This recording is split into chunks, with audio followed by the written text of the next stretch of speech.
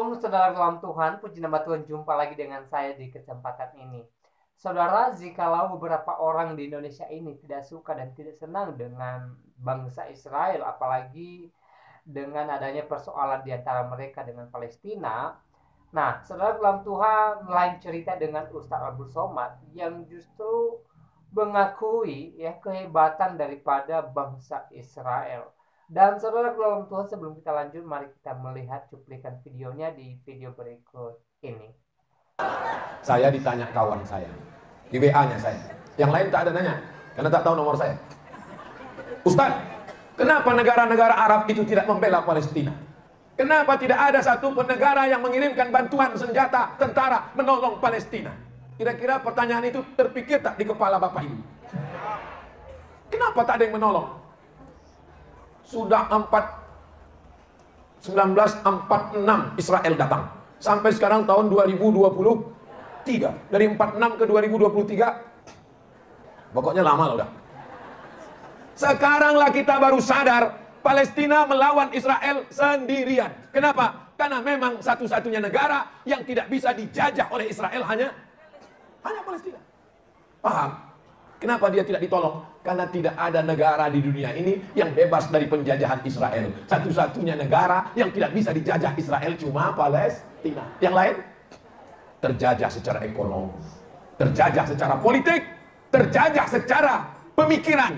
Sehingga Palestina lah satu-satunya negara.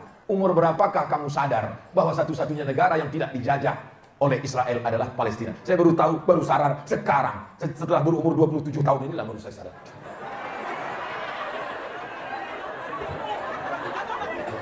Umur ini bukan masalah angka, umur ini masalah rasa.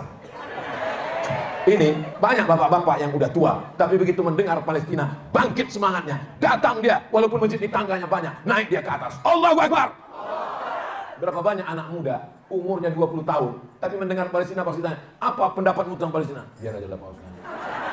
Ini namanya orang jompo terjebak di tubuh anak muda. Waspadalah, jangan-jangan anak-anak kita. Tapi hari ini di Batam, orang-orang tua, tapi semangatnya tetap. Baik, saudara dalam Tuhan, itu cuplikan videonya. Kita sudah simak apa yang dipesankan oleh Ustadz Abdul Somad di video tadi. Dan dari apa yang dia pesankan di cuplikan video tadi, saya menyampaikan dua hal bagi kita. Pertama, secara tidak langsung Ustadz Abdul Somad mengakui kehebatan bangsa Israel. Dia berkata bahwa tidak ada negara di dunia ini yang tidak berada di bawah kendali Israel. Saudara dalam Tuhan, sekali lagi dalam hal ini dia mengakui kehebatan bangsa Israel. Walaupun beberapa orang di Indonesia ini tidak suka dengan bangsa Israel, bahkan ada yang mengutuki bangsa Israel. Tapi ingat saudara dalam Tuhan, saya katakan apa yang disampaikan oleh Ustadz Abdul Somad ada benarnya, bahwa bangsa Israel itu adalah bangsa yang hebat, bangsa yang kuat. Dan kedua, mengenai Palestina, beliau mengatakan bahwa hanya Palestina yang tidak mampu dikendalikan oleh Israel. Dan saudara dalam Tuhan, saya katakan bahwa ini kurang tepat, saudara dalam Tuhan. Kenapa? Karena kita melihat sendiri di media, ya, sampai hari ini Palestina belum bisa merdeka. Karena apa?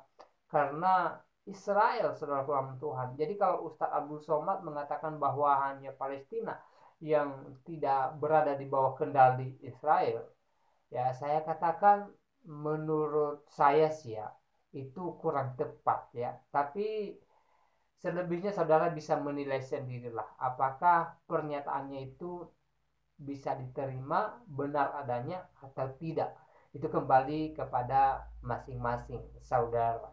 Nah, saudara dalam Tuhan, yang terpenting saat ini bukan soal semua negara berada di bawah Israel. Bukan itu saudara dalam Tuhan. Tapi yang terpenting saat ini, di tengah-tengah persoalan yang ada antara Israel dengan Palestina adalah kita sebagai warga Indonesia ya mendoakan supaya persoalan yang ada saat ini boleh cepat selesai.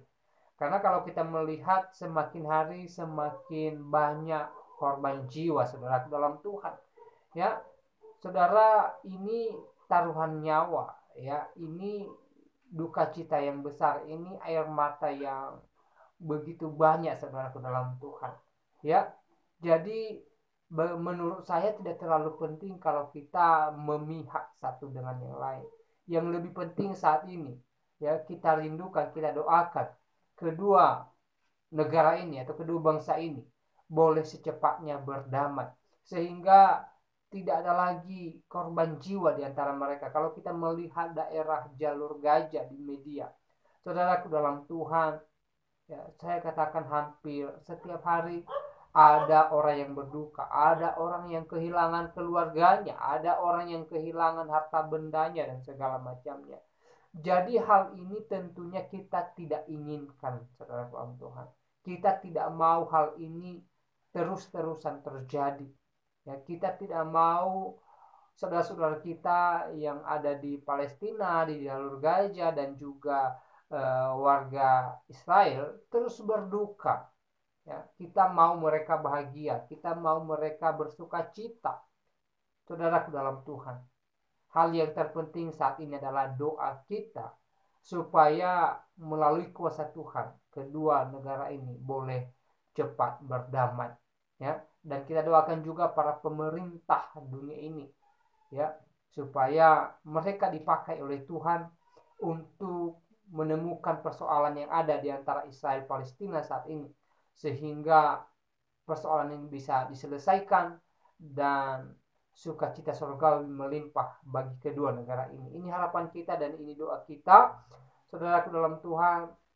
Kita percaya bahwa melalui doa-doa kita Tuhan akan memulihkan kedua negara ini, ya.